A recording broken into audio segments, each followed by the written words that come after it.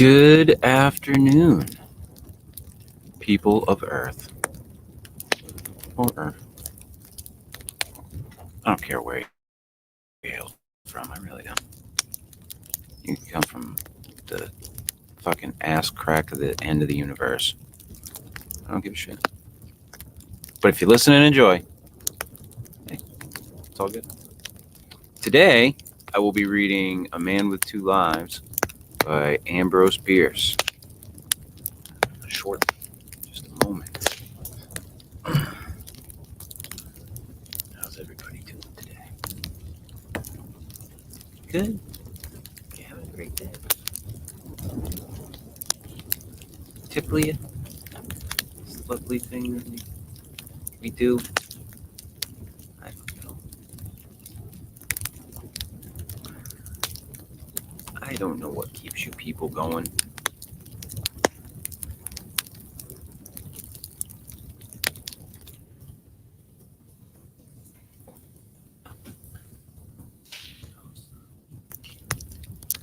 To the like page, because I can't live stream to it anymore.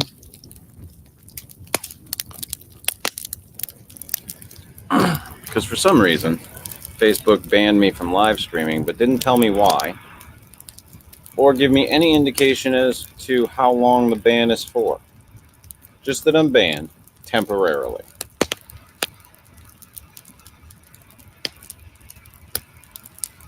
Don't understand it.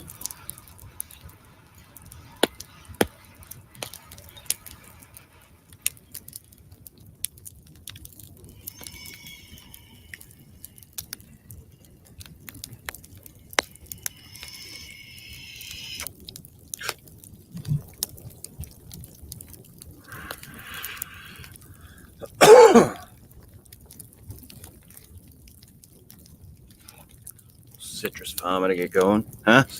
Huh? That's what I say. A Man with Two Lives by Ambrose Bierce. Here is the queer story of David William Duck, related by himself. Duck is an old man living in Aurora, Illinois, where he is universally respected. He is commonly known, however, as Dead Duck. In the autumn of 1866, I was a private soldier of the 18th Infantry. My company was one of those stationed at Fort Phil Kearny, commanded by Colonel Carrington. The country is more or less familiar with the history of that garrison, particularly with the slaughter by the Sioux of a detachment of 81 men and officers, not one escaping, through disobedience of orders by its commander, the brave but reckless Captain Fetterman. When that occurred, I was trying to make my way with important dispatches to Fort C.F. Smith on the Big Horn. As the country swarmed with hostile Indians, I traveled by night and concealed myself as best I could before daybreak. The better to do so, I went afoot armed with a Henry rifle and carrying 3 days' rations in my haversack. For my second place of concealment, I chose what seemed in the darkness a narrow canon leading through a range of rocky hills. It contained many large boulders detached from the slopes of the hills. Behind one of these, in a clump of sagebrush, I made my bed for the day and soon fell asleep. It seemed as if I had hardly closed my eyes, though in fact it was near midday, when I was awakened by the report of a rifle, the bullet striking the boulder just above my body. A band of Indians had trailed me and had me nearly surrounded. The shot had been fired with an execrable aim by a fellow who had caught sight of me from the hillside above. The smoke of his rifle betrayed him, and I was no sooner on my feet than he was off his and rolling down the declivity. Then I ran in a stooping posture, dodging among the clumps of sagebrush in a storm of bullets from invisible enemies. The rascals did not rise and pursue, which I thought rather queer, for they must have known by my trail that they had to deal with only one man. The reason for their inaction was soon made clear. I had not gone 100 yards before I reached the limit of my run, the head of the gulch which I had mistaken for a cannon. It terminated in a concave breast of rock, nearly vertical and destitute of vegetation. In that cul-de-sac, I was caught like a bear in a pen. Pursuit was needless. They had only to wait. They waited for 2 days and nights, crouching behind a rock topped with a growth of mesquite, and with the cliff at my back, suffering agonies of thirst and absolute hopelessness of deliverance. I fought the fellows at long range, firing occasionally at the smoke of their rifles, as they did at that of mine. Of course, I did not dare to close my eyes at night, and lack of sleep was a keen torture. I remember the morning of the third day, which I knew was to be my last. I remember rather indistinctly that in my desperation and delirium, I sprang out into the open and began firing my repeating rifle without seeing anybody to fire at. And I remember no more of that fight.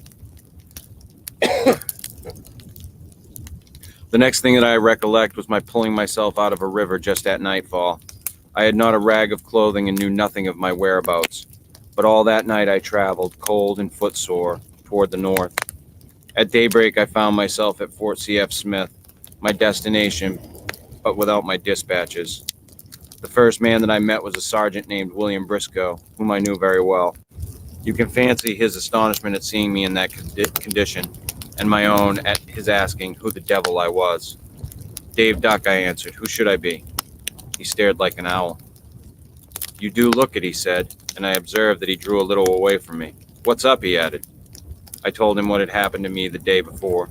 He heard me through, still staring, then he said, My dear fellow, if you are Dave Duck, I ought to inform you that I buried you 2 months ago. I was out with a small scouting party and found your body full of bullet holes and newly scalped. Somewhat mutilated otherwise, too. I'm sorry to say, right where you say you made your fight. Come to my tent and I'll show you your clothing and some letters that I took from your person. The commandant has your dispatches. He performed that promise. He showed me the clothing, which I resolutely put on, the letters which I put into my pocket. He made no objection, then took me to the commandant, who heard my story and coldly ordered Briscoe to take me to the guardhouse. On the way, I said, Bill Briscoe, did you really and truly bury the dead body that you found in these togs? Sure, he answered. Just as I told you. It was Dave Duck, all right. Most of us knew him. And now, you damned imposter, you better tell me who you are. I'd give something to know, I said. A week later, I escaped from the guardhouse and got out of the country as fast as I could. Twice I have been back seeking for that fateful spot in the hills, but unable to find it. And that was A Man with Two Lives. DJ Yannix, hello from the UK. Hello, DJ Yannix on Twitch. Could I name a character after you? These aren't my stories, DJ Yannix. These are, I read these stories. They're other people's stories. So, this one was by Ambrose Bierce. He wrote this in the 1800s.